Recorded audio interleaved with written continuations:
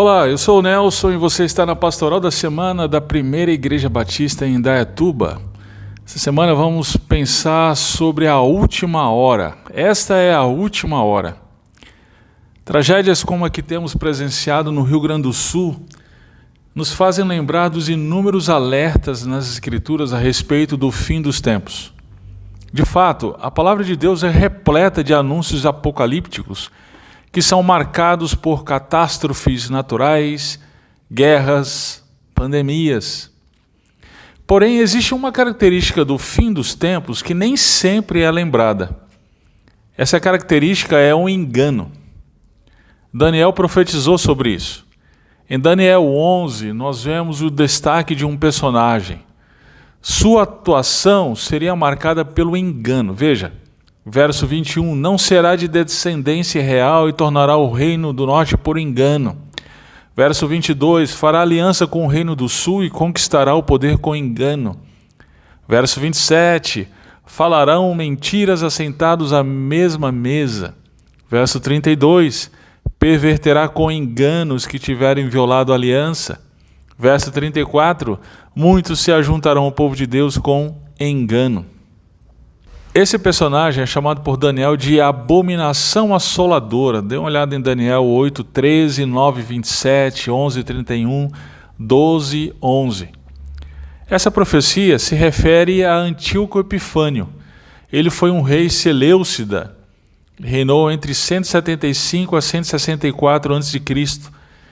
Ele usurpou o poder através de maquinações. Entretanto, a profecia de Daniel tem um duplo referencial. Ela aponta para Antíoco Epifânio, sim, mas este, por sua vez, seria apenas alguém que indicava para um outro que estava por vir. Este outro é descrito por Jesus. Em Mateus capítulo 24, verso 15, Jesus disse: quando virdes no lugar santo a abominação assoladora, da qual falou o profeta Daniel. Ou seja, para Jesus esse personagem ainda está por vir.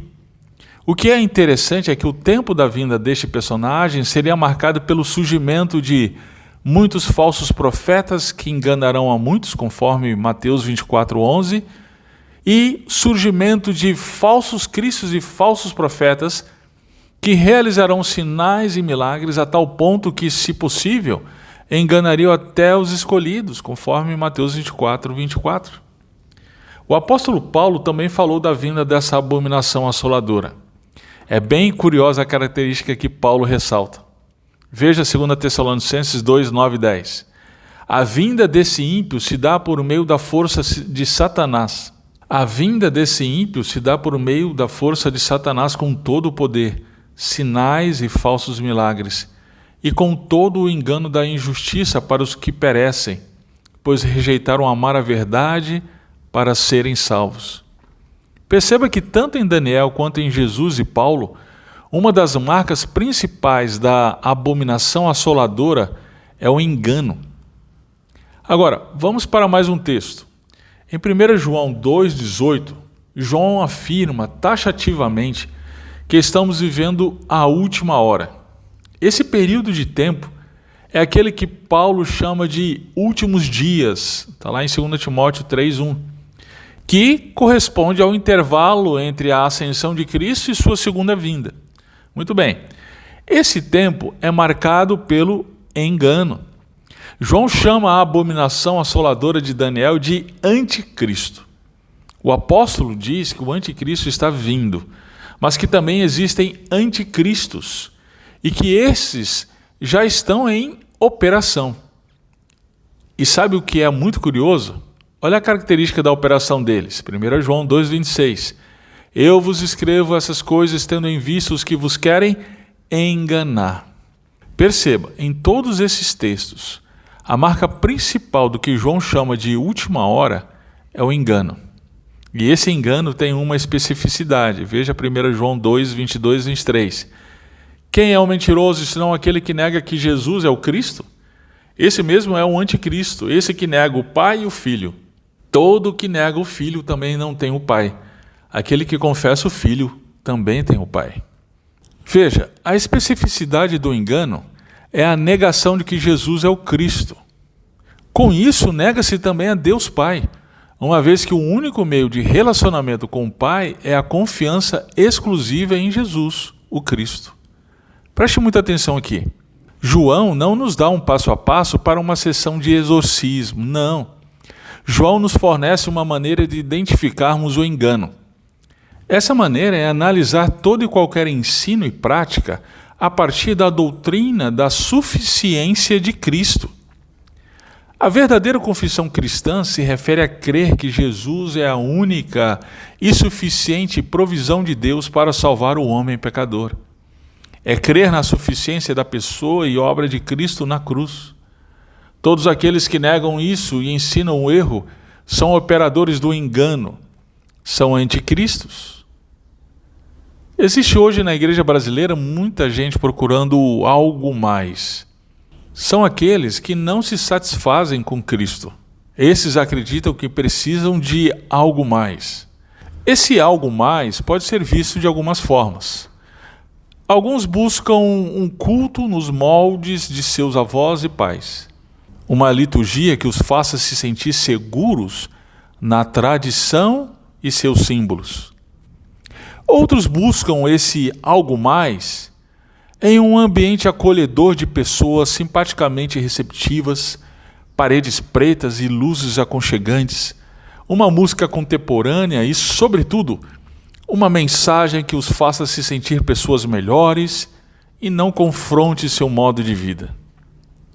Existe ainda aqueles que buscam esse algo mais em um tipo de experiência de êxtase, visões místicas, sinais, maravilhas, milagres, uma segunda bênção, línguas, níveis espirituais mais elevados ou mais profundos.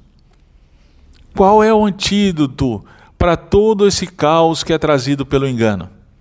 Só existe uma forma de combater o engano: a verdade.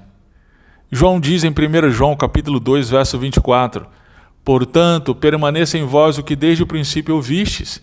Se em vós permanecer o que ouviste desde o princípio, também permanecereis no Filho e no Pai. João se refere ao Evangelho e sua suficiência. Permaneça no Evangelho de Cristo. Não se deixe levar pelo canto da sereia, pelo engano daqueles que ensinam um falso evangelho. Como fazer isso? Aí vai algumas dicas.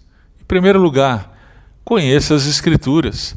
Conheça de fato e não somente versículos isolados com a interpretação que você quer dar a eles. Em segundo lugar, procure uma igreja bíblica de verdade. Atenção! Toda a igreja evangélica tem um discurso de ser bíblica. Mas lembre-se, o critério é a suficiência de Cristo. Se uma dada igreja menciona textos bíblicos nas pregações e ensinos, mas ensina por meio das pregações ou das práticas no culto que crer em Jesus não é suficiente, fuja dessa igreja. Por fim, ao encontrar uma igreja realmente bíblica, aproveite. Aproveite todos os recursos que ela oferece a fim de mergulhar nas Escrituras e crescer no conhecimento de quem é Jesus e de sua obra. Esse crescimento na verdadeira palavra de Deus irá exortá-lo, confrontá-lo e desafiá-lo ao arrependimento e mudança. Então, aproveite. Isso é a manifestação da graça de Deus na sua vida. Isso o livrará do engano dos nossos dias e o fará anunciador da verdade para seus familiares e todos aqueles que você se relaciona.